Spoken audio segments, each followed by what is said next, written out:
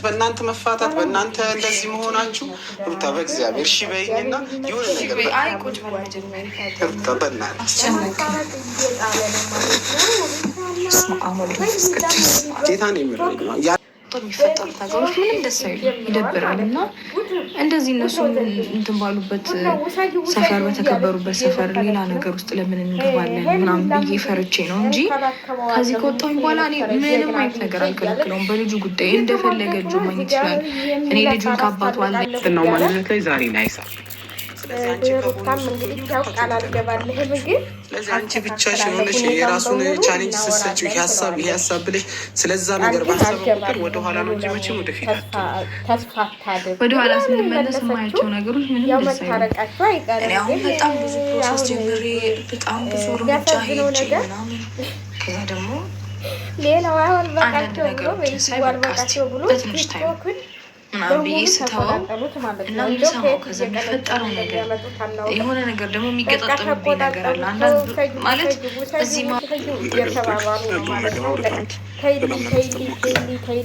የተባባሉ ነው። እዚህ ጋር አብሮሽ የለብኝም የገባው አልፈልግም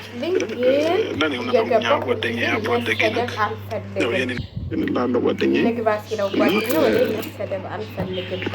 እየተሰበረ መውጣት አልፈልግም። ችግር የለውም እሷ እያቃለለች ነው። አብረሽ ይምጣ በቃ ችግር የለውም ሰላም አወርዳለሁ ካለች የሆነ ጠብቄትም ማድረግ የሚሳቅ አውራትና የምትልህ ነገር ስማት እኔ ጋር በኔ በኩል ምን ችግር የለውም። ምንድን እሷ ተፈቀደች ብሎ አሳዘነኝ። እንግዲህ ከዚህ ውጭ ተንበርክኮ ይሄ ሩታ እግዚአብሔርን ንቀት ነው። እንደዚህ ተንበርክኮ ለምኖሽ ተንበርክኮ እንትን ብሎሽ ይቅርታ ታላደለች ይሄ ንቀት ነው። ሰውን መናቅ ማለት ነው። ሽማግሌ አታሳጣኝ ነው የሚባለው የአገሬ ሰው ሲመርቅ ማለት ነው። ስለዚህ ይቅርታ ታረግሽ፣ ይቅርታ አድርግለት። ልጁ እንደዚህ መንገደኛ ሆኖ እናንተን ሳላስታልቅ አልሄድም ብሎ እግርሽ ላይ ተደፍቶ እንደዚህ ተንበልክኮ ለምኖሽ ይቅርታ ታላረግሽ በቃ ያንቺ ወይም ሌላ ሰው አለሽ ማለት ነው። ሌላ ሰው አይዞሽ የሚልሽ አለ ማለት ነው። እንግዲህ እንደ ወሰንሽው ለሄርሜላ ልቀቂላት ማለት ነው።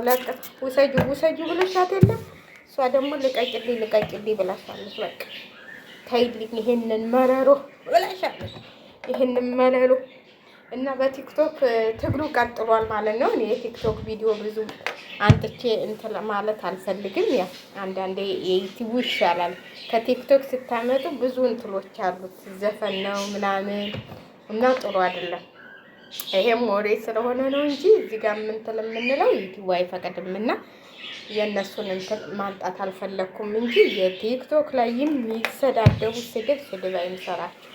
ስድብ አይምሰራችሁ። ይቅር ይበላችሁ። እንደው ሴት ልጅ እንደዚህ በአደባባይ ይወረድ ጉድ ትላላችሁ። እና እንግዲህ ሄርሜላና ሩታ ያው ቀጥለዋል ሙግታቸውን፣ መደባደባቸውን፣ ምንትል ማለታቸውን ማለት ነው መወላወላቸውን እና አንድ ፎቶ ደግሞ አየሁ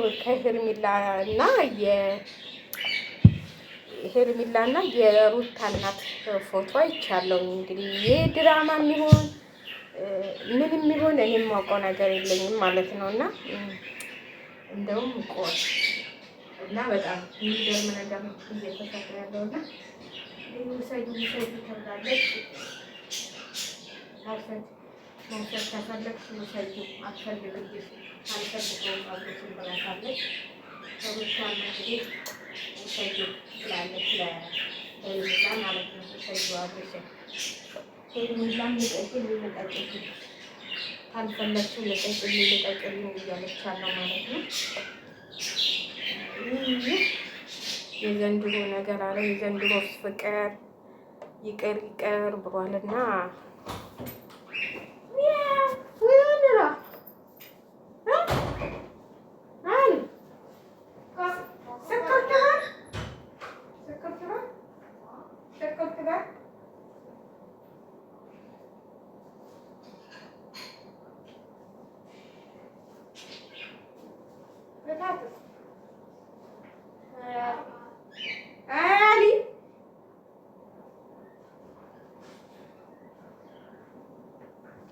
ቢሆንም እንግዲህ በጣም እኔ በበኩሌ የምደግፈው ነገር አይደለም መሰዳደብን በአደባባይ እየወጡ ማለት ነው። በአደባባይ እየወጡ መሰዳደብ ጥሩ አይደለም አይደለም። እንዲህ አትበሉ። ወረ ሩታ የወለደች እኮ አትመስልም። በቃ እንዲህ አጋነኑት ማለት ነው። በአንድ ወንድ እንደዚህ ተሻማችሁ። ለነገሩ ወደፊት አንድ ለአራት ራሱ አይገኝም ተብሏል። አንድ ለአራት አታገኝም እናቴ ሌላ አብይ አህመድ። ስለዚህ ተፋጁበት። አፋጃችሁ አብሬሽ አፋጃችሁ እድሜ ለአብይ አህመድ። ማንም ወንድ ልጅ አይገኝም በአሁኑ ጊዜ እናቴ። ስለዚህ እየተፋጃችሁ ለሁለት ያዙት። እኔ እውነቴን ነው የምላችሁ። እኔ እውነቱን ነው የምናገረው። አሁን በየትም ክልል ብከዱ ወንድ ልጅ አልቋል። ስለዚህ ሴቶች ባላችሁን እየሰጣችሁ በኋላ የባል ያለህ ብትሉ የት እንደምትሄዱ አታውቀውም። ስለዚህ አንደኛ ጥፋቱ አብሬሽ ሚስት ወልዳ ከሄርሜላ ጋር መታየቱ ነው። ሌላ ምንም እንትን የለበትም። ሄርሜላ ጋር ለምን ሄደ? ለምን እዚህ ጋር የሚጫወቱት ሊና ጓደኞቹ ናቸው። ጓደኞቹ አቤል እና ማናየው የሚሉት ብሩክ ነው ምናምን የሚሉት ልጅ በጣም ሩታና አብሬሽ አብረው እንዲሆኑ አይፈልጉም። እውነቴን ነው የምላችሁ። የሆነ ሚስጥር የሆነ እንትን አላቸው እነሱ ናቸው። አሁን እንግዲህ ደክማለች ታማለች ብለው ሲጠሩት እሱ ደግሞ ደወሉለት እንደዚህ ብላ ጥፋለህ ምናምን ብሎ እሱ ደግሞ ያው አላስቻለውም። ሀደ ፍቅር አለ ምን ታረጉታለህ? እዛ ሲሄድ ቪዲዮውን እየቀረጹ አሳያለሁ። ስለዚህ እሱ እዚህ እዛ ሲሉት እዚህ እዛ ሲሉት እዛ ብላ ብላ ተወችው ማለት ነው። ስለዚህ ጓደኞቹ እውነቴን ነው የምላችሁ።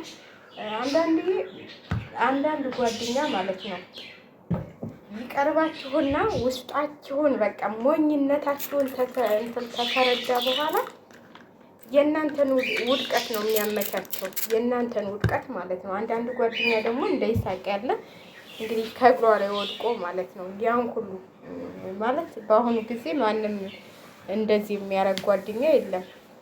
እሱ ግን ከእግሯ ላይ ወድቆ ለጠላቶቻችሁ እናንተ አብራችሁ ስትሆኑ ደስ የማይላቸው ሰዎች አሉ።